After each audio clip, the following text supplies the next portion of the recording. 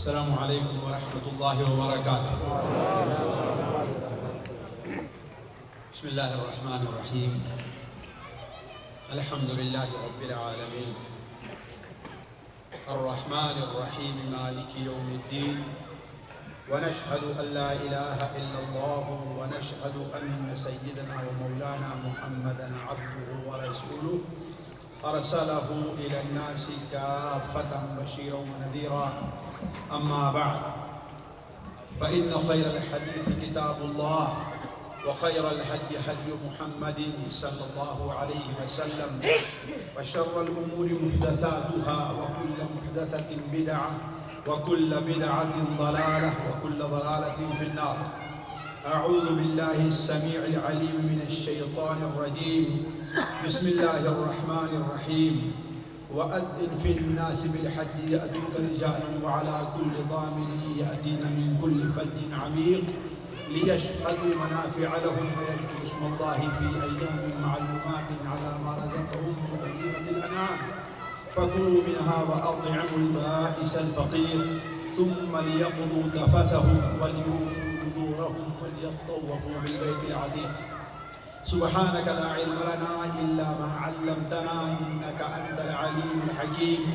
رب اشرح لي صدري ويسر لي أمري واحلل عقدة من لساني يفقهوا قولي، واحلل عقدة من لساني يفقهوا قولي۔ عزیز ساتھیوں، قابل احترام دینی بھائیوں، اللہ تبارک و تعالی کا بہت بڑا فضل ہے کہ اللہ تبارک و تعالی نے ہمیں اس مبارک گھر، جسے اللہ تبارک و تعالی کا گھر کہا جاتا ہے اور جسے اللہ تبارک و تعالی نے اپنی عبادت کے لیے تمام لوگوں کے لیے سب سے پہلے متعین فرمایا، ان اول بیت وضع للناس للذی ببکہ۔ اللہ تبارک و تعالی نے اس گھر کے احترام اور اس کی زیارت کی توفیق عطا فرمائی۔ سب سے پہلے تو یہ اللہ تعالیٰ سے دعا۔ دوسری بات یہ ہے کہ دیکھیے، یہ ہم اور آپ جو حج کے لیے روانہ ہونا چاہتے ہیں، یا اس سال نہیں آئندہ سالوں میں اللہ تبارک و تعالیٰ سے متمنی اور یہ امید رکھے ہوئے ہیں کہ اللہ تبارک و تعالی ہمارے جن بھائیوں کو اس سال حج کی توفیق عطا نہیں فرمایا، انشاءاللہ آئندہ سالوں میں اللہ تعالیٰ اسے اس توفیق سے ضرور نوازے گا۔ سب سے پہلے یہ دھیان میں رہنا چاہیے ساتھیوں کہ یہ سفر ہمارا اور آپ کا وہ عام دوسرے اسفار کے طریقے سے نہیں۔ دوسرا سفر جو ہم اور آپ کرتے ہیں وہ کسی بھی مقصد کے لیے، یہ سفر اس سے قطعاً مختلف۔ یہ سفر اللہ تبارک و تعالیٰ کی طرف، اللہ تبارک و تعالیٰ کا مہمان بننے کے لیے یہ سفر ہے۔ یہ سفر اللہ تبارک و تعالیٰ کے گھر کی زیارت کے لیے، یہ سفر اپنے دین اور اپنے مذہب اسلام کی تکمیل اور اس کے ایک رکن کو ادا کرنے کے لیے ہے۔ لہذا ہمارا اور آپ کا یہ سفر دوسرے تمام سفر سے مختلف ہونا چاہیے، نیت کے لحاظ سے بھی، قصد و ارادہ کے لحاظ سے بھی، اور تیاری کے لحاظ سے بھی، اور اس سفر میں جائیں تو وہاں اپنے اخلاق اور اعمال کے لحاظ سے بھی یہ سفر دوسرے تمام سفروں سے مختلف ہونا چاہیے۔ دوسری بات یہ ہے کہ اللہ تبارک و تعالی قرآن مجید میں حج سے متعلق ارشاد فرماتا ہے کہ فَمَنْ فَرَضَ فِيهِنَّ الْحَجَّ فَلَا رَفَثَ وَلَا فُسُوقَ وَلَا جِدَالَ فِي الْحَجِّ۔ تو اس سفر میں ہم ان تین باتوں کا خصوصی خیال رکھیں۔ اللہ تبارک و تعالی نے ارشاد فرمایا فَمَنْ فَرَضَ فِيهِنَّ الْحَجَّ، ان مہینوں میں جو شخص حج کا اپنے اوپر فرض کر لے، حج کرنے کی تیاری کر لے، حج کا احرام باندھ لے، تو اسے تین چیزوں سے پرہیز کرنا چاہیے۔ فلا رفث، وہاں کوئی بے حیائی کا کام نہیں ہونا چاہیے، کوئی شہوانی بات نہیں ہونی چاہیے، وہاں انسان کی نظر انسان کا ہاتھ، انسان کا کان اور انسان کی زبان، ان تمام اعضاء سے کوئی ایسی چیز نہ ظاہر ہو جس سے شہوت نہ ہوتی، ولا فسوق، حال اور نہ ہی کوئی گناہ اور اللہ تعالیٰ کی نافرمانی کا کام اس میں ہونا چاہیے، حتیٰ کہ ولا جدال فی الحج، حج کے اندر بلا وجہ کی بحث مباحثہ، ایک دوسرے سے الجھنا، ایک دوسرے سے جھگڑنا، یہ بھی نہیں ہونا چاہیے۔ تو ہمارے جو بھائی جنہیں اللہ تبارک و تعالیٰ اس سال حج کی توفیق عطا فرما رہا ہے اور اس سفر پر نکل رہے ہیں، وہ ان تین باتوں کا خصوصی خیال رکھیں۔ تیسری بات یہ ہے، کوئی بھی کام انسان کو، اور یہ بات اس لیے بتا رہے ہیں کہ جو حاجیوں کے ساتھ اور حج کے سفر میں جو ہمارے ساتھ یا ہمارے دعات بھائیوں کے ساتھ رہتے ہیں، ان کے ساتھ جو تجربہ ہے وہ یہ بڑا کڑوا تجربہ ہے۔ وہ یہ ہے کہ کوئی بھی کام، چونکہ ایک آپ کا سفر حج کے لیے اللہ کی طرف ہے، تو اس سفر میں کوئی بھی کام اپنے مزاج اور اپنی مرضی کا نہیں ہونا چاہیے۔ وہ کام اللہ اور اس کے رسول کی مرضی کا ہونا چاہیے، یہ نہیں کہ میرا جی جس کام کے کرنے کا چاہا وہ کام ہم نے کیا، اور جس کام کے کرنے کا ہمارا جی نہیں چاہا اسے ہم نے چھوڑ دیا۔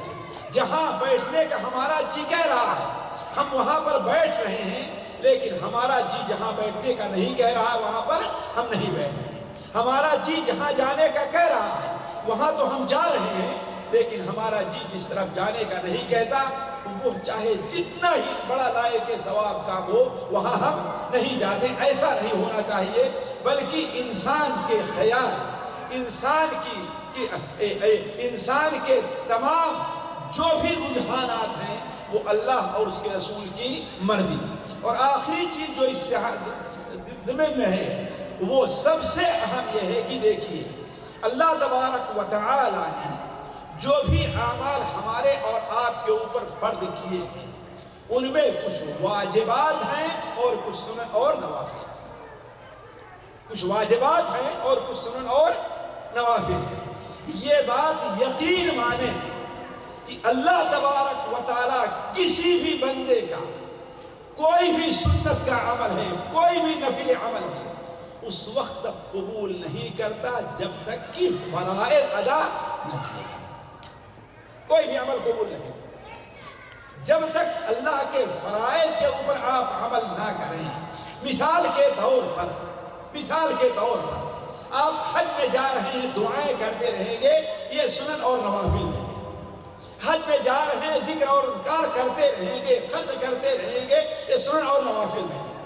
لیکن جب تک نماز فرض ہے، جیسا کہ شیخ ذکر کر رہے تھے، فرض ہے، جب تک اس کی ادائیگی نہیں ہوگی آپ کی یہ کوئی عبادت اللہ تعالیٰ قبول نہیں کرے گا۔ بلکہ نماز تو ایسی عبادت ہے کہ اگر اس پر عمل نہیں کیا گیا تو آپ کے دیگر جو فرائض ہیں اللہ تعالیٰ اسے بھی قبول نہیں کرتا۔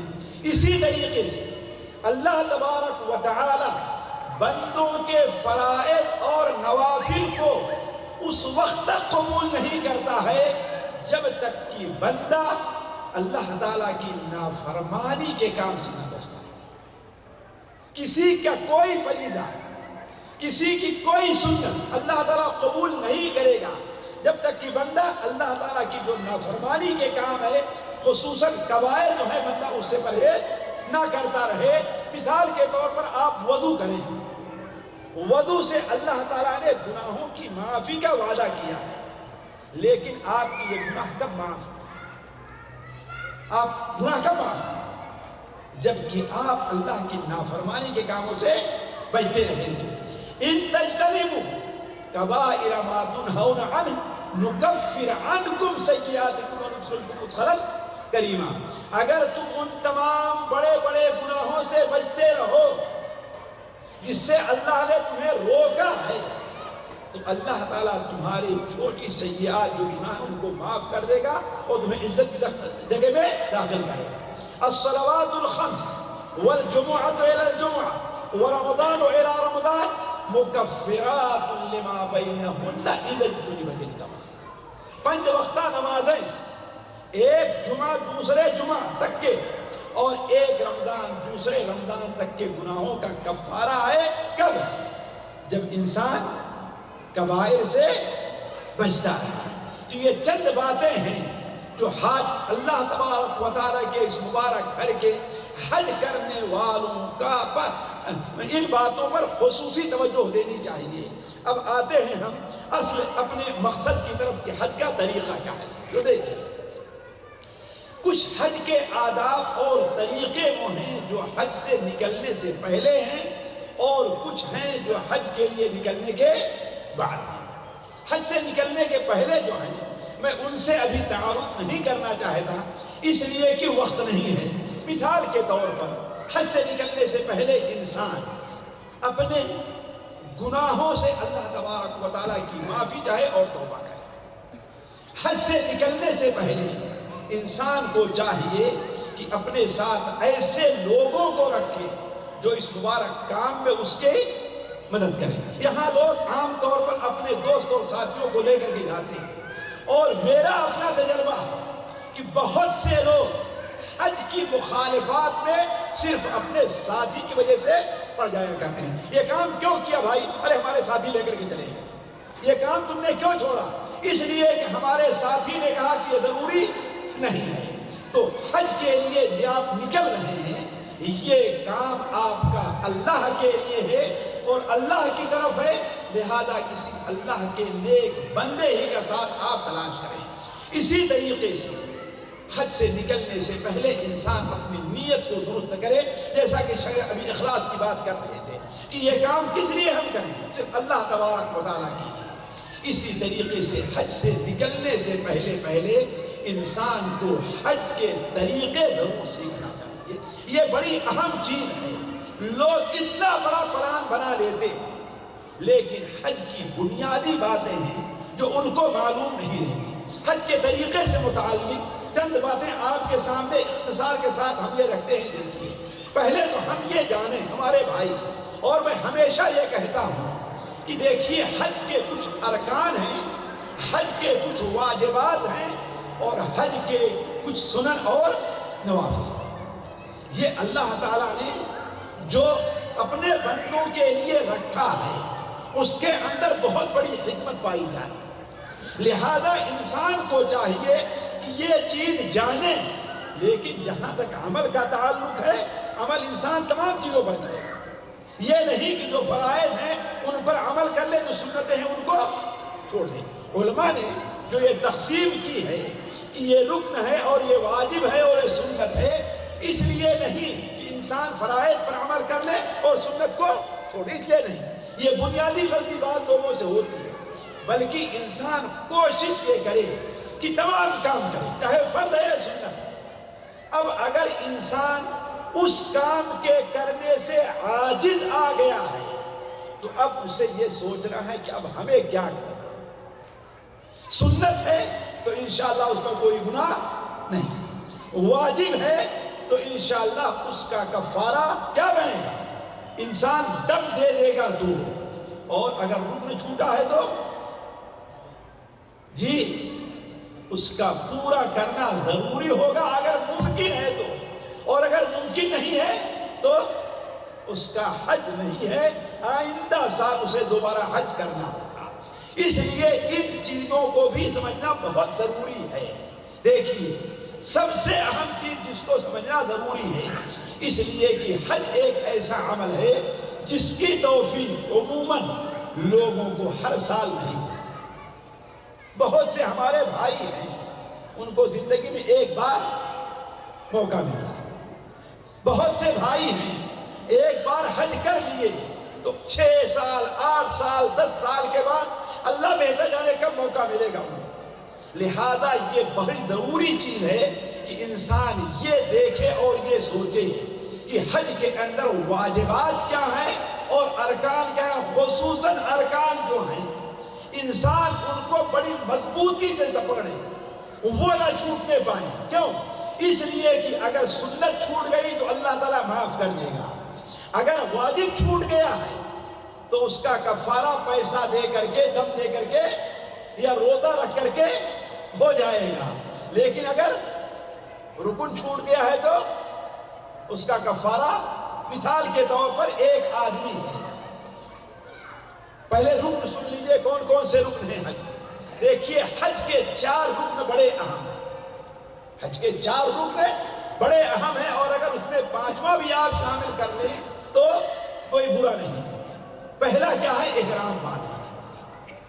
بغیر احرام باندھے کسی کا حج، جس طریقے سے بغیر نیت باندھے کسی کی نماز نہیں ہے. چاہے نماز کے سارے کام کر جائے لیکن نیت نہیں کرتا ہے تو ایسے احرام باندھنا یہ گویا حج کی نیت کرنا ہے.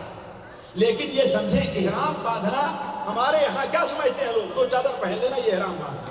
یہ احرام نہیں باندھنا. یہ احرام کا کپڑا پہننا، اس کو سمجھنے کی کوشش کریں. یہ احرام کا کپڑا پہننا، یہ احرام باندھنا نہیں ہے. احرام باندھنا جو علماء یہ کہتے ہیں کہ اس کی مثال بعین ہی وہی ہے کہ انسان گھر سے نکلتا ہے مسجد کے لیے. کس سے نکلتا ہے؟ نماز پڑھنے کے لیے. لیکن نماز میں داخل کب ہوگا؟ جب کھڑے ہو کر کے اللہ اکبر کہہ دے گا تو. اسی طریقے سے انسان گھر سے نکلتا ہے یہاں سے حج کرنے کے لیے، احرام باندھنے کے لیے نکلتا ہے.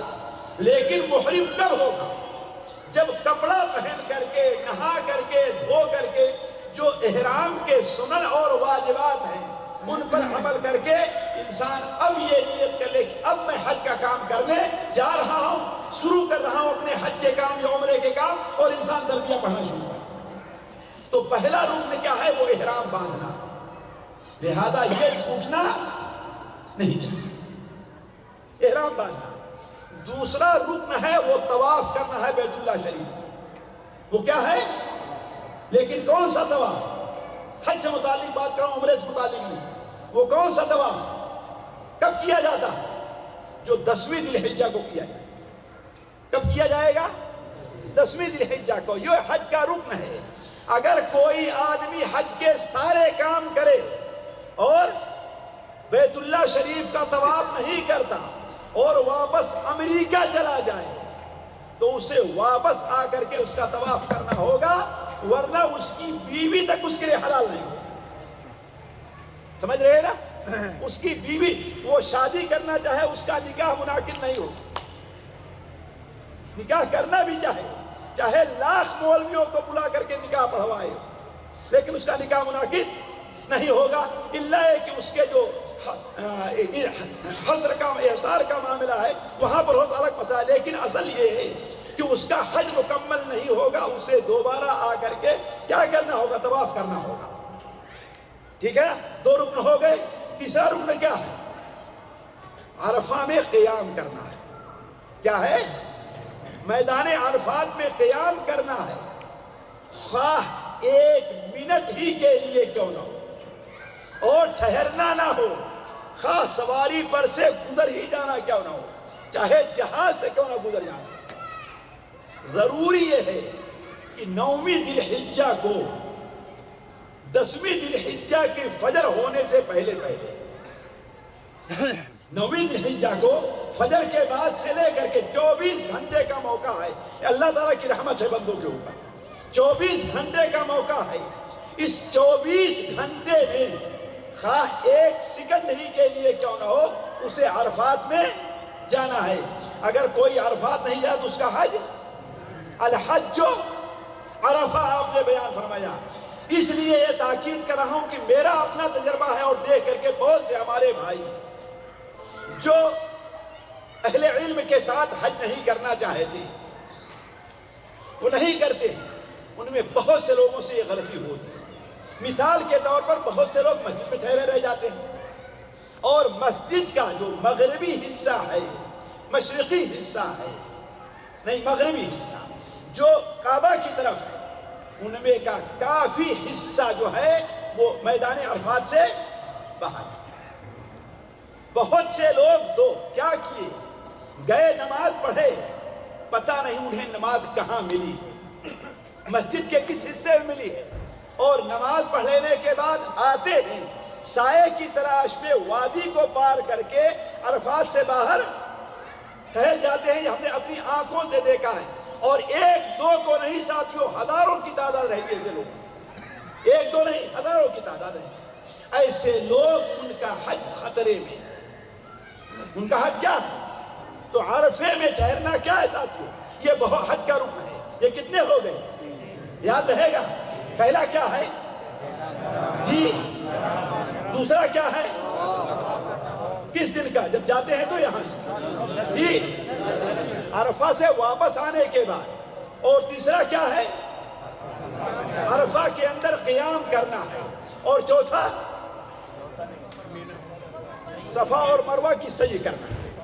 چوتھا کون ہے؟ صفا اور مروہ کی سعی کرنا ہے۔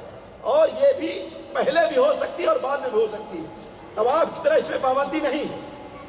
یہ عرفہ جانے سے پہلے بھی ہو سکتی ہے، اور شرط یہ ہے کہ اس سے پہلے طواف ہونا چاہیے، چاہے نفلی طواف ہو یا فرض طواف، ہے کہ نہیں؟ یہ چار چیزیں ہو گئی۔ اور پانچویں چیز بھی جس کی بڑی اہمیت ہے، بہت سے علماء نے اسے رکن قرار دیا ہے اور انہیں حق بھی حاصل ہے، وہ مزدلفہ میں قیام کرنا ہے۔ وہ کہاں؟ عرفہ سے واپس آنے کے بعد کہاں قیام کرنا ہے؟ مزدلفہ۔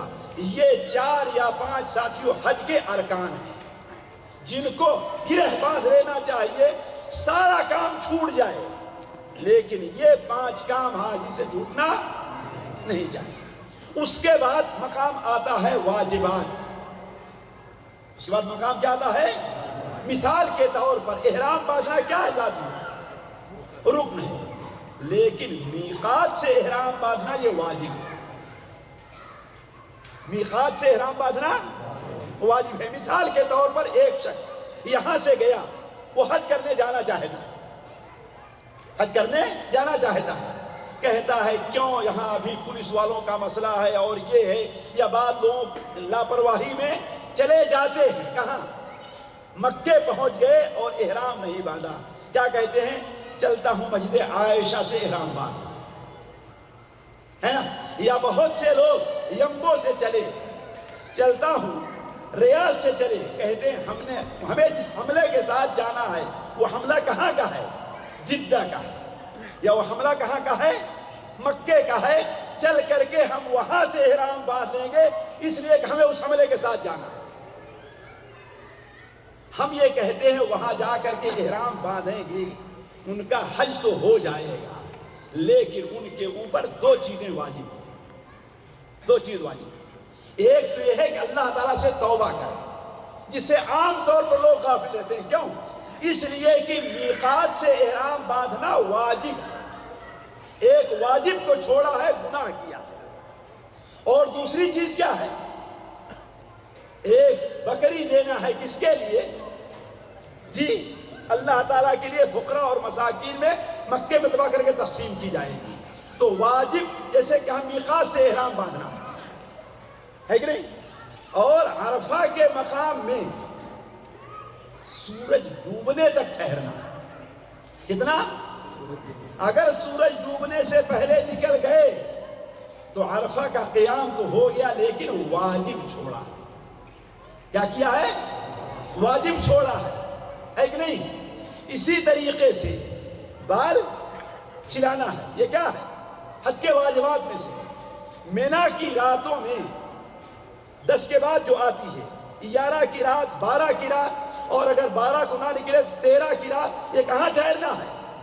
مینا میں ٹھہرنا ہے، بغیر کسی شرعی عذر کے چھوڑ دے رہا ہے تو کیا ہے؟ گویا کہ واجب چھوڑ رہا ہے۔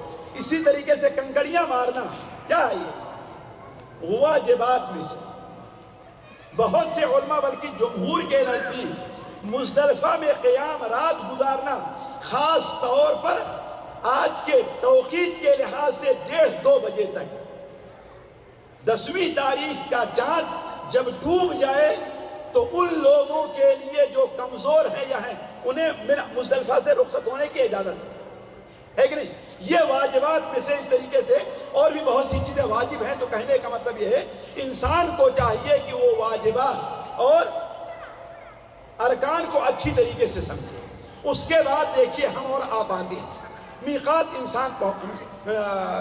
اگر انسان پہنچ جائے، میقات کس کو کہتے ہیں؟ میقات اصل میں ہے ساتھیوں مکہ مکرمہ جو اللہ تعالیٰ کا گھر ہے، اس کی طرف پہنچنے کے لیے اللہ تعالیٰ نے چاروں طرف سے کچھ مقام متعین کر دیے ہیں کہ جو آدمی حج یا عمرہ کے لیے جانا چاہتا ہے یہاں پہنچ جائے تو اب یہاں سے بغیر احرام باندھے نہیں جائے۔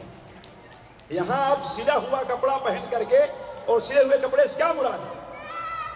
وہ کپڑا جو انسان کے جسم کے مطابق سلا جاتا ہے۔ ہمارے بہت سے بھائی غلطی کرتے ہیں، جوتا نہیں پہنیں گے، چپل نہیں پہنیں گے، کیوں؟ اس لیے کہ اس میں سلائی، یہ بات غلط ہے۔ حدیث میں کہیں بھی نہیں بنا ہے کہ سلا ہوا کپڑا انسان نہ پہنے، بلکہ آپ نے بیان فرمایا انسان قمیص نہ پہنے، انسان ٹوپی نہ دے ہے کہ نہیں، انسان سراویل یعنی پیجامہ نہ پہنے، انسان موزہ نہ پہنے۔ تو علی کل حال وہ عام اصطلاح میں یہ ہے کہ انسان سلا ہوا کپڑا پہن کر کے میقات سے آگے نہیں بڑھ سکتے، لہذا میقات پر پہنچ کر کے مکہ طائف کے راستے سے جا رہے ہیں تو کیا ہے وہ سیل کبیر، مدینہ منورہ کے راستے جا رہے ہیں کیا ہے وہ ابیار علی، ابیار علی، یمبو کے راستے سے آ رہے ہیں تو کیا ہے وہ رابیل، یمن کے راستے سے جا رہے ہیں تو کیا ہے وہ کون سی جگہ؟ یہ لملم ہے جسے آج کیا کہتے ہیں؟ السعدیہ کہتے ہیں۔ اور آج آپ لوگوں کے لیے مستقبل قریب میں ایک راستہ اور کھل جا رہا ہے قصیم والوں کے لیے تقریبا۔ وہ کون سا راستہ ہے جسے آج کل ضریبہ یا غریبہ کہا جاتا ہے؟ یہ پرانے زمانے میں اس کو ذات علم کہتے تھے، جو آج نیا راستہ کھل رہا ہے اور یہ راستہ قریب ہو جائے گا اہل قصیم کے لیے، تقریباً ادھر کے لوگوں کے لیے قریب ہو جائے گا، بلکہ 200-300 کلومیٹر قریب ہو، ایک دو نہیں۔ تو علی کل حال یہ جگہیں اللہ کے رسول نے متعین فرمائی اللہ تبارک و تعالیٰ کے حکم سے، کوئی بھی آدمی حج یا عمرہ کرنے جاتا ہے تو ان جگہوں سے آگے بغیر احرام باندھے نہیں گزر سکتا۔ ہمارے بہت سے بھائی حالانکہ اس میں کچھ دعات ہیں غلطی کرتے ہیں اور برابر سوال ہوتا۔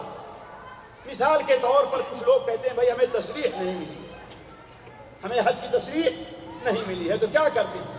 چلو چلتے ہیں اور وہاں جا کر کے احرام باندھ لیں گے، کہاں؟ مینا میں، اس کے بعد ایک بکری دے دیں۔ اللہ تعالیٰ آپ کی بکری کا محتاج نہیں، یہ آپ تماشا کر رہے ہیں، اللہ کے ساتھ مذاق کر رہے ہیں، کھیل کر رہے ہیں، آپ کیا کر رہے ہیں؟ اور اس سے آسان راستہ شرعی راستہ ہے، وہ ہمارے دعات بھی اس پر توجہ نہیں دیتے۔ وہ شرعی راستہ کیا ہے؟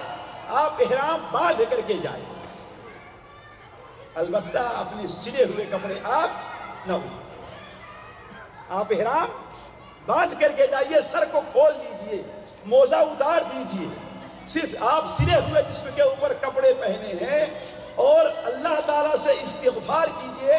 ایسی صورت میں اب آپ کے اوپر بکری ذبح کرنا واجب نہیں، بلکہ 3 کاموں سے ایک کام کر دیں گے آپ کے لیے بہتر ہے۔ وہ کیا ہے؟ یا تو 6 مسکینوں کو کھانا کھلا دیں، یا 3 دن کا روزہ رکھ لیں، یا پھر ایک بکری ذبح کرے۔ 3 کام میں جو کام بھی آسان ہو آپ وہ کر لیں گا۔ تو علی کل حال میقات پر پہنچ کر کے جہاں احرام باندھنا ہر انسان کے اوپر واجب ہے، انسان اپنے سلے ہوئے کپڑے اتارے، جائے نہائے، اس لیے کہ نہانا یہ سنت بلکہ سنت مؤکدہ کہی جا سکتی ہے۔ حتیٰ کہ وہ عورتیں جو ناپاک ہوتی ہیں ان کے لیے بھی نہانے کا اللہ کے رسول نے حکم دیا، آپ نے حکم دیا ہے۔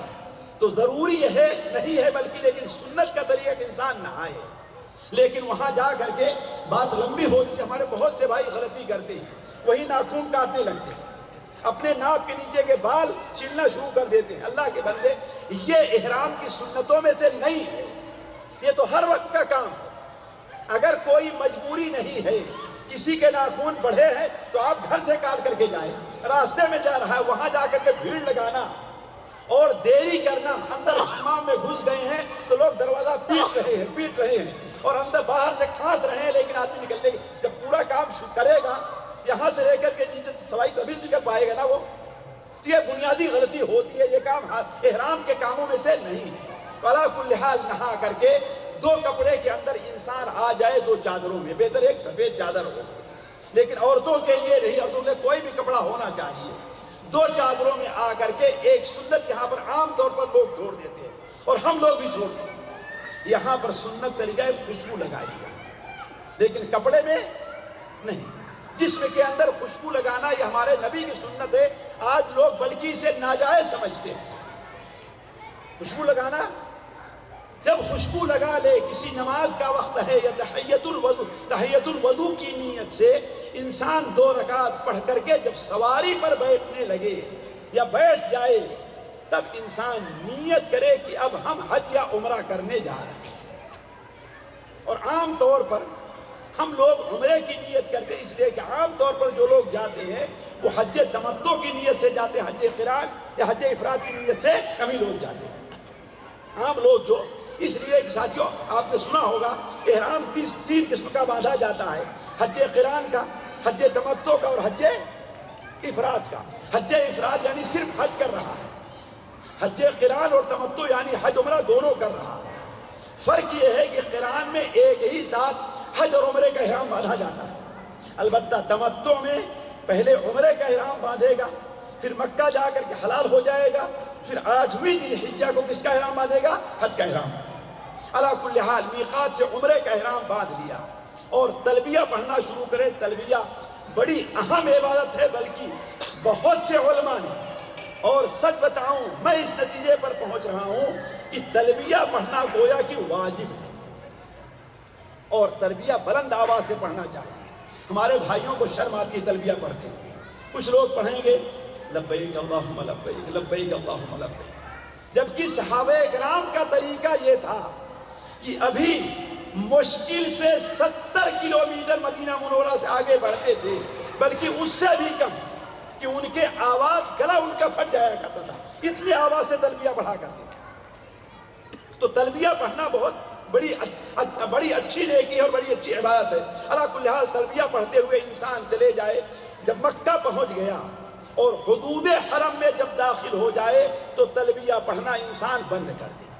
عام طور پر ہمارے یہاں یہ ہوتا ہے کہ جب حرم میں داخل ہو تو مسجد حرام میں، یہ ایک قول علماء کا ہے، لیکن راجح قول یہ ہے جو حضرت انس بن مالک سے، عبداللہ ابن عمر سے اور کئی ایک صحابی سے ثابت ہے کہ جب حدود حرم میں داخل ہو جائیں، یعنی مکہ شہر کے اندر سے آگے بڑھ کر کے جہاں پر حدود حرم کا بورڈ لگا ہے تو وہاں سے تلبیہ پڑھنا انسان بند کر دے۔ کیوں؟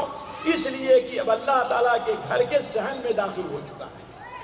اللہ تعالیٰ کے گھر کا جو صحن ہے وہاں اب لبیک اللہم لبیک پڑھنے کوئی ضرورت نہیں ہے۔ علی کل حال جب حدود حرم میں داخل ہو تلبیہ پڑھنا بند کر دے اور سیدھے جائے کہاں؟ مسجد حرام۔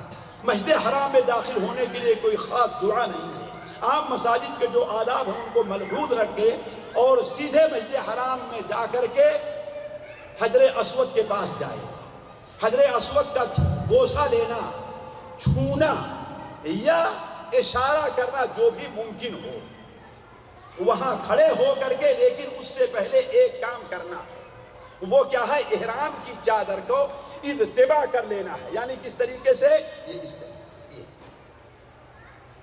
جو ہمارے بھائی احرام باندھنے کے بعد سے ایسا کرتے ہیں یہ بدعت کا کام ہے۔ بہت سے بھائی ہیں نا احرام باندھیں گے تو یہ کام کر لیا، یہ بدعت ہے۔ اللہ کے رسول صلی اللہ علیہ وسلم تمام صحابہ کرام نے اتباع کب کیا تھا؟ جب حرم میں پہنچے تھے تو وہاں پہنچ کر کے اتباع کر لے اور بسم اللہ اللہ اکبر کہہ کر کے طواف کرنا شروع کرے۔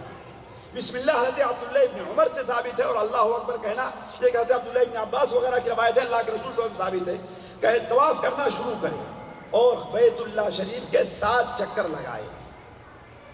ان چکروں میں کوئی خاص دعا نہیں، جیسے ہمارے بھائی پہلے چکر کی دعا، دوسرے چکر کی دعا، تیسرے چکر کی دعا، اور کچھ لوگ سمجھتے ہیں کہ یہ دعا عربی ہی میں ہونا چاہیے۔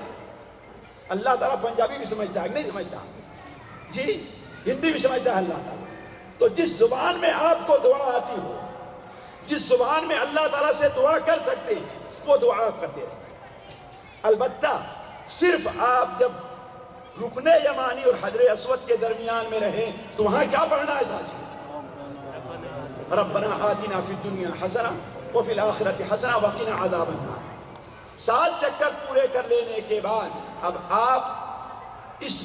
آپ کو طواف کے لیے اشارہ نہیں کرنا، سیدھے آپ آج کل تو مقام ابراہیم کے پیچھے جانا مشکل ہے، جہاں کہیں بھی مسجد میں جگہ مل جائے آپ 2 رکعت نماز پڑھیں، مل جائے 2 رکعت نماز پڑھنے اور پانی پی لیں، اور موقع ملے تو آئیں پھر حجر اسود کے پاس اور اشارہ کر کے چلے جائیں کہاں؟ صفا کی طرف۔ صفا پہاڑی جب دکھانے لگے، جیسے آج کل پہاڑی دکھائی دے رہی ہے، تو وہاں سنت کا طریقہ یہ ہے کہ آپ کیا کہیں؟ ان الصفا والمروۃ من شعائر اللہ، اور اتنا موقع ملے کہ اوپر چڑھ جائیں جہاں سے تھوڑا سا اونچا ہے، پھر قبلہ رخ ہو کر کے آپ 3 بار کہیں گے اللہ اکبر اللہ اکبر اللہ اکبر، اس کے بعد پڑھیں گے لا الہ الا اللہ وحدہ لا شریک لہ لہ الملک ولہ الحمد وہو علی کل شیء قدیر آخر تک۔ اور یہ دعائیں عام طور پر کتابوں میں ہیں، ہمارے بھائیوں کو حج سے پہلے جانے سے پہلے انہیں یاد کر لینا چاہیے، یہ واجب نہیں ہے لیکن حج کے طریقے کے مستحبات میں سے۔ پھر وہاں پر 3 بار یہ کہیں اور درمیان میں 2 بار اپنی زبان میں دعا کرتے رہیں ہاتھ اٹھا کر کے۔ یہ دعا کی قبولیت کی اور دعا کرنے کی جگہ، اپنے لیے کریں، اپنے والدین کے لیے کریں، اپنے ملک کے لیے کریں، مسلمان بھائیوں کے لیے کریں، اپنی دین کے لیے کریں، اپنے دنیا چاہے جس کے لیے آپ دعائیں کرتے ہیں۔ اور جب دعا سے فارغ ہو جائیں تو آپ سیدھے چلے جائیں کہاں؟ مروہ کی طرف، اور جہاں پر آج کل موقع مل جائے تو جہاں پر سبز نشان ہے وہاں پر ہلکی سی لیکن بالکل ریس نہیں ہونا چاہیے، ہے کہ نہیں؟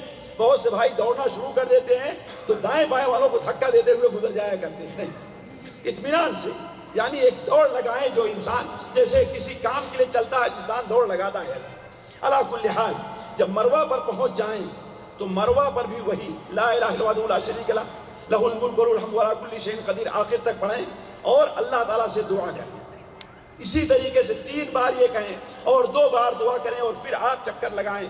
مروہ تک پہنچے، 1 چکر ہوا، اس کے بعد 2 چکر ہوا۔ اس کا دھیان رکھیں، بار بار بتانے کے باوجود بھی اپنا تجربہ ہے کہ بہت سے بھائی جاتے 14 چکر لگا کر کے آتے، اور ان میں کچھ جامعہ اسلامیہ کے طالب علم بھی رہا کرتے ہیں، علماء۔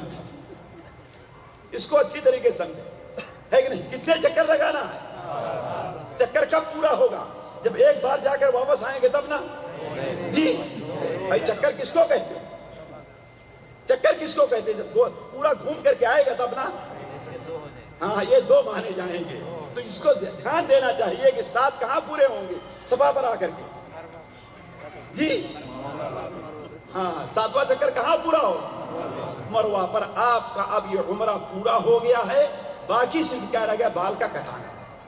بال کٹا لیں، کٹا لینے کے بعد اب آپ کے لیے ہر وہ پابندی جو حالت احرام میں جائز نہیں ہوتی، مثال کے طور پر خوشبو لگانا، ناخون کاٹنا، بال کاٹنا، سر کا ڈھکنا، عام سلے ہوئے کپڑے پہننا، عام سلے ہوئے کپڑے پہننا، اور ایک کام اور ہے، وہ کیا کام؟ بیوی کو ٹیلی فون کرنا، ہے کہ نہیں؟ یہ بھی منع ہے، ٹیلی فون کرنا منع نہیں ہے، لیکن جو لوگ اپنی بیوی سے ٹیلی فون کر کے باتیں کرتے ہیں وہ منع ہے، اب وہ بھی جائز ہو گیا، ہے کہ نہیں؟ اور نکاح وغیرہ کا پیغام دینا اور شکار کرنا، یہ جو عام چیزیں ہیں معلوم ہونی چاہیے۔ علی کل حال اس طریقے سے آپ کا عمرہ پورا ہو گیا، گویا حج کا ایک حصہ آپ نے پورا کر دیا۔ اب 8ویں ذی الحجہ کو جہاں پر آپ مینا میں ٹھہرے ہوئے ہیں، مینا ہی میں آپ حج کا احرام باندھ لیں، اور اس احرام میں بھی وہی سب کام ہونا چاہیے، نہانا، سلے ہوئے کپڑے اتارنا، خوشبو لگانا، یہ سارے کام انسان کرے اور احرام کی نیت کر لے کہ ہم حج کا کام کرنے جا رہے ہیں۔ یہ اب آپ کے لیے ساتھیوں 5 یا 6 دن ہیں، 5 یا 6 دن، یہ لمبی مدت ہے احرام باندھنے کی آج کل کے لحاظ سے، اس لیے انسان کو اس کا خصوصی دھیان رکھنا چاہیے کہ اگر ناخون بڑے ہو گئے ہیں کاٹ لے، ہے کہ نہیں؟ 8ویں ذی الحجہ، 9ویں، 10ویں، 11ویں اور 12ویں، ہے کہ نہیں؟ یعنی یوم الترویہ ہے، یوم عرفہ ہے، یوم النحر ہے، یوم القر ہے، یوم القر ہے، یوم النفر الاول ہے، یوم النفر الثانی ہے. یہ 6 دن ہیں، ان کے نام بھی علماء نے عرب کے اندر مشہور تھے. یہ 5 دن یا 6 دن اب احرام میں رہنا، یہ احرام حج کے کام ہے، حج کے کام ہے. البتہ احرام میں رہنا صرف 3 ہی دن ہے.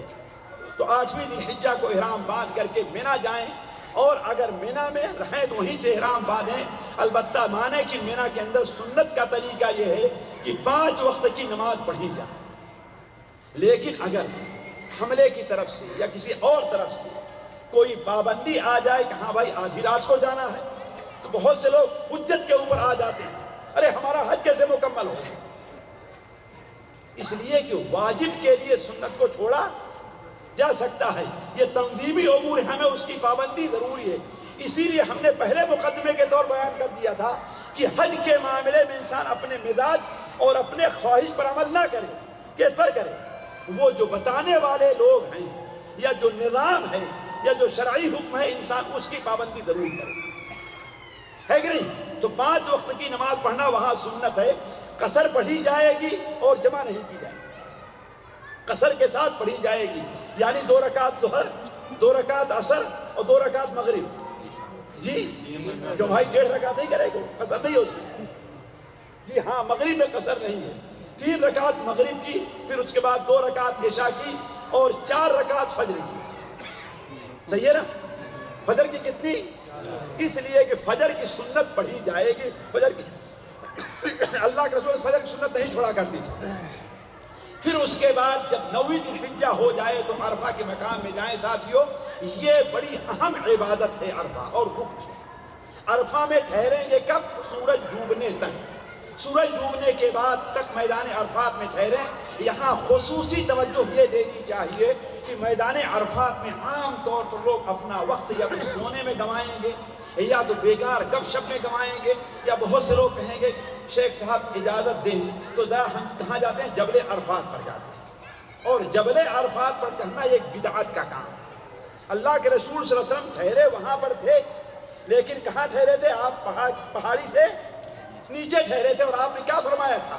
وقفتھا ہونا وعرفۃ کلھا موقف. میں یہاں پر ٹھہرا ہوں اور پورا عرفات ٹھہرنے کی جگہ ہے. اب اگر کوئی سمجھتا ہے کہ میرا حج ناقص رہ جائے گا، مجھے حج کا ثواب کم ملے گا الا کہ ہم جبل عرفات پر چلے جائیں جسے جبل رحمت کہتے ہیں، تو یہ گویا ایک بدعت کا کام ہے، سنت کا کام نہیں ہے. لہذا آپ کو جہاں پر جگہ مل جائے آپ وہیں پر ٹھہریں. وہاں جا کر کے خاص طور پر اب آنے والے سالوں میں یہ حج بڑی گرمی کے موسم میں آئے گا. وہاں پر جانا انسان کو اپنے آپ کو پریشان کرنا، ہلاکت میں ڈالنا. اور جتنا وہاں پر لوگ بیمار ہوتے ہیں اور وفات کے حادثات وہاں سے پیش آتے ہیں کہ یہ جگہ سے پیش نہیں آتے، تو آپ خود جا کر کے اگرچہ آپ جوان ہیں، آپ صبر کر سکتے ہیں، لیکن دوسروں کے لیے مصیبت اور پریشانی کا سبب نہ بنے. علی کل حال سورج ڈوبنے تک آپ عرفات میں رہیں. پھر اس کے بعد سورج ڈوبنے کے بعد آپ چلے آئیں مزدلفہ. اگر آپ کا خیمہ مزدلفہ میں ہے تو اب تک آپ ٹھہرے تھے مینا کی نیت سے، اس لیے اس کا نام بھی لوگوں نے نیو مینا رکھ دیا. ہمارے لوگوں نے نیو مینا نہیں، ایک ضرورت کے تحت اسے مینا کا حکم ہے، وہ مینا میں داخل نہیں. نہ نیو مینا ہے نہ کہ اولڈ مینا ہے، نہ قدیم ہے نہ جدید ہے، وہ مزدلفہ ہی ہے. لیکن ایک مجبوری کے پیش نظر، جیسے مسجد کے اندر سب پوری ہو جاتی ہے، بھر جاتی ہے، تو لوگ کہاں نماز پڑھتے ہیں؟ تو کیا مطلب نیو مسجد ہو جائے گی وہ؟ جی ایک مجبوری کے تحت ایسا کیا گیا ہے، اور ان لوگوں کو مسجد ہی میں نماز پڑھنے کا ثواب ملے گا جو لوگ باہر پڑھ رہے ہیں. تو ایسے جو لوگ مینا مزدلفہ میں ٹھہرے ہیں ایک کسی وجہ سے، یعنی قانونی پیچیدگی یا کوئی اور بھی چیز ہے، تو انہیں مینا میں ٹھہرنے کا ثواب ملے گا. البتہ ان کے لیے آسانی یہ ہے، یہ ہو سکتا ہے اگر انسان یہ سمجھے کہ ہاں بھائی کھلے میدان میں کہیں بھی مینا میں رات گزار لے تو کوئی حرجہ نہیں ہے. لیکن اگر مینا میں خیمے میں آ کر کے ٹھہرتا ہے تو پھر اس کے حج میں کوئی کمی نہیں ہے. تو وہ رات گزارے. اس رات کو مینا ہی میں آپ کو، جیسے عرفہ میں 2 نماز پڑھنی ہے، کون کون؟ ظہر کی اور عصر کی ایک ساتھ پڑھنی ہے اور قصر کے ساتھ پڑھنی ہے. ایسے مزدلفہ میں 2 نماز پڑھنی ہے، مینا مغرب کی اور عشاء کی جمع اور قصر کے ساتھ. پھر یہ رات عام عبادت کی نہیں ہے، سونے کی، لیکن موبائل سے بات کرنے کی رات نہیں ہے. ہمارے یہاں ساتھیوں میرا جو تجربہ ہے بڑی پریشانی ہے. یا تو آپ زبردستی بلا کر لوگوں کو کچھ سناتے رہیے، اور اگر آپ سے چھوٹے تو یا تو آپس میں بات کریں گے، یا بہت سے بھائی نکل کر کے کیا پچھلے سال یا اس سے پہلے حج میں دیکھا ہم نے، ایک بھائی سے پہلے والے حج میں اپنے ایک بھائی کو دیکھا فجر کے بعد سے لے کر کے 9 بج گئے اور موبائل لیا ہے، بڑے پریشان. کیوں پریشان ہے بھائی؟ اس لیے کہ بیوی محترمہ سے ٹیلی فون نہیں مل رہا ہے. اللہ کے بندے 2 دن 4 دن کے لیے گئے ہو، یہ ساری محمد جیسا کہ شیخ کہہ رہے تھے نا کہ یہ اللہ تعالیٰ سے محبت اور اس سے تعلقات جوڑیے. گھر والوں کو چھوڑ دیے، اللہ ان کے حفاظت کرنے والا ہے کہ نہیں؟ تو ان بیکار چیزوں میں اوقات نہ گزاریں، اللہ تعالیٰ کے ذکر اذکار میں گزاریں.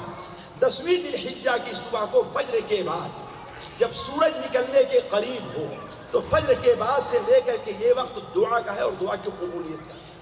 ہمارے نبی صلی اللہ علیہ وسلم کی بعض وہ دعائیں جو عرفہ کے مقام میں قبول نہیں ہوئی تھی، اللہ نے کہا قبول فرمایا اسے مشعر حرام پاس مزدلفہ میں. اس لیے اس جگہ کو ضائع نہیں کرنا چاہیے اور دعا کے اندر مصروف بھولنا نہیں چاہیے. اس کے بعد یہ 10واں دن آپ کا حج اکبر کا دن ہے. کون سا دن ہے؟ حج اکبر. اس لیے یہاں حج کے زیادہ کام کرنے ہیں. پہلا کام کنکڑی مارنا ہے، دوسرا کام قربانی کرنا ہے جو آج عام طور پر لوگ پیسہ جمع کر دیتے ہیں، تیسرا کام سر مڑوانا ہے، چوتھا کام جی طواف اور سعی کرنا ہے جو لوگ متمتع ہو. یہ دیکھ لیجئے یہ کام ہے. پہلا کام کیا ہے؟ کنکڑی مارنا ہے تینوں کو. جی ہاں، صرف ایک کو، بڑے شیطان کو، چھوٹے کو نہیں. چھوٹے اور درمیانی سے بڑے شیطان کو کنکڑی مارنا، جسے جمرہ عقبہ یعنی جو مکے کے سب سے قریب ہے اور مینا کے بالکل آخر میں ہے، اس کو کنکڑی مارنا ہے. 7 کنکڑی آج کے دن مارنا ہے کہ نہیں؟ تو کنکڑی مارنا ہے. آپ لوگ کنکڑی مار کے اپنے سر کو منڈوا لیں، اس لیے کہ آپ کے پیسے جمع ہو گئے قربانی کے لیے، ان کی ذمہ داری ہے. پھر اس کے بعد آپ سے ہو سکے تو جائیں اور کیا کر کے آئیں؟ طواف کر کے. 2 کام کر لینے کے بعد، یعنی سر چھلا لینے کے بعد اور کنکڑی مار لینے کے بعد، اب آپ سلا ہوا کپڑا پہن سکتے ہیں. سلا ہوا کپڑا پہن سکتے ہیں، لیکن وہی ٹیلی فون والی جو بات ہم نے کہی تھی وہ ابھی جائز نہیں ہے. یعنی خیر ٹیلی فون کیا جا سکتا ہے، لیکن وہ بات ابھی جائز نہیں ہے. علی کل حال یہ 2 کام کر لیے آپ تو آپ کے لیے سلے ہوئے کپڑے پہننا کیا ہے؟ جائز ہے کہ نہیں؟ اور جو تینوں کام کر لینے کے بعد آپ کے لیے اب وہ جو کام ٹیلی فون کا منع تھا وہ بھی کام آپ کے لیے اب جائز ہے کہ نہیں؟ یعنی یہ طواف بھی کر لیا آپ نے تو، اور کر لینے کے بعد ساتھیوں ہمارے بہت سے بھائی لاپرواہی، کسی کو دوست سے ملنا ہے، گئے طواف کرنے کے لیے، وہاں پر دوست کے پاس رہ گئے. دوست نے کہا چلو چلتے ہیں، چلو چلیں گے، چلے جانا اور پھر وہیں پر تھکے رہتے ہیں، رات گزر جایا کرتی ہے. یہ غلط کام ہے. ایسا ان کے اوپر جرمانہ پڑ سکتا ہے. اللہ یہ کہ طواف کر رہے تھے، دیری ہو گئی، سواری کے انتظار میں تھے، سواری نہیں مل سکی، راستہ بھٹک گئے یا بہت تھک گئے تھے، کہیں تھوڑی دیر آرام کرنے لگے، آرام کرنے کے لیے بیٹھے تو نیند آ گئی. یہ ساری چیزیں معاف. یہ ساری چیزیں کیا ہیں؟ معاف ہیں. اگر یہ فجر ہو جائے، لیکن بلا وجہ آپ نے اگر فجر کر دیا، دوست دعوت کھاتے رہے، دوست سے ملتے جلتے رہے، تو آپ کے اوپر جرمانہ پڑ جائے گا. رات کہاں گزارنی ہے آپ کو؟ مینا میں آ کر کے. یعنی 11 کی رات اور 12 کی رات یہ گزارنا مینا میں ہے. اور 11 کے دن سورج ظاہر ہونے کے بعد، 11 کو سورج ڈھلنے کے بعد آپ کو تینوں جمرات کو کنکڑی مارنی ہے. کتنی؟ 7 کنکڑیاں مارنی ہے. اور اگر اب 12 کو نکل جانا ہے، سورج ڈوبنے سے پہلے اگر نکل جانا ہے تو وہاں سے نکل جائیں، اور اگر ٹھہرنا ہے تو پھر 13 کے دن بھی کنکڑی مارنی ہوگی. کتنی؟ 7 تینوں کو مارنی. یہاں کے بعد اب آپ کے اوپر سے مکمل ہو چکا ہے آج کا، لیکن ایک کام باقی ہے جو بہت ضروری ہے. وہ کیا ہے؟ بیت اللہ شریف کی سلامی جیسے دیے تھے انسان جب کسی سلام کرتا ہے مصافحہ کرتا ہے جاتا ہے تو واپس آتا ہے تو پھر بھی اور اگر کوئی بھی اگر آپ سلام کیے چلے جائے تو آپ کیا کہیں بڑا ہی بے غیرت ہے انسان ہے نا کم سے کم سلام کر دینا چاہیے ہے کہ نہیں تو ایسے ہی آپ کو وہاں سے واپس آنا تو اللہ تعالیٰ سلام کر کے آئے اللہ سلام کرنا کیا ہے صاحب طواف کرنا اس کے گھر کا اس لیے حضرت عبداللہ ابن عباس کا جسے کچھ ایک بتا رہے تھے حضرت عبداللہ ابن عباس کا قول ہے کہ حجر اسود دنیا میں اللہ تعالیٰ کا دایاں ہاتھ جو آدمی اس سے مصافحہ اس کو چومتا ہے گویا اللہ تعالیٰ کے ہاتھ کو چوم جو اس کو چھو رہا ہے گویا اللہ تعالیٰ سے مصافحہ کر رہا ہے اور اگر بڑی مجبوری اشارہ کر رہا ہے تو کبھی دور سے بھی انسان سلام مجبوری کے تحت جیسے آپ لوگ گاڑی سے جا رہے ہیں نا تو گاڑی سے کسی سلام کر کیا کرتے ہیں ٹی بجائے اور اشارہ کر دیا یہ بھی غلط ہے السلام علیکم کہنا چاہیے ہے کہ نہیں تو اللہ تبارک و تعالیٰ کے گھر کا طواف کیے بغیر نہ آئیں یہ آپ کا سب سے آخری کام ہونا چاہیے سب سے آخری کام ساتھیوں ایسے بہت سی اور چیزیں ہیں لیکن ہم نے آپ کے سامنے ایک ہلکا سا ایک نقشہ آپ کے سامنے رکھا ورنہ دعات آپ کے ساتھ رہیں گے آپ کو حج کا طریقہ انشاءاللہ جگہ جگہ پر بتاتے رہیں گے یہ مصیبت یہ بات نہیں کہ لوگ بتاتے نہیں اصل بات یہ ہے کہ وہی چیز مثال کے طور پر ابھی ہم نے بتایا کہ اگر کوئی آدمی میقات سے احرام نہ باندھے آگے بڑھ کر کے احرام باندھ لے تو اس کے اوپر کیا ہے دم ہے پھر بھی ابھی ایک بھائی اٹھ کر کے آئیں گے کہ شیخ اگر مجھے تصریح نہ ملی اور میں مکے جا کے وہاں سے احرام باندھوں تو کون سا حکم ہے یعنی بار بار بتاتے رہیے وہی چیز اور پھر وہی چیز آ کر کے تو کبھی اس میں نہیں کہ لوگ بتاتے نہیں کمی اصل اس میں ہے کہ ہم اس کو غور سے سنتے نہیں ہیں اللہ تبارک و تعالی ہم میں سے ہر ایک کو سنت کے مطابق حج کرنے کی توفیق عطا فرمائے اللہ تعالی ہم میں سے ہر شخص کے حج کو حج مقبول قرار دے اللہ تعالی ہم میں سے ہر شخص کے حج کو اپنا دل قبول فرمائے اللہ تعالی یہاں پر ہمارا اور آپ کا جمع ہونا قبول فرمائے یہاں جمع ہونے کی برکت سے اللہ تعالی ہر ایک کو سچے دل سے اور صدق سے توبہ کی توفیق عطا فرمائے سبحانک اللہم و بحمدک اشہد ان لا الہ الا انت استغفرک و اتوب الیک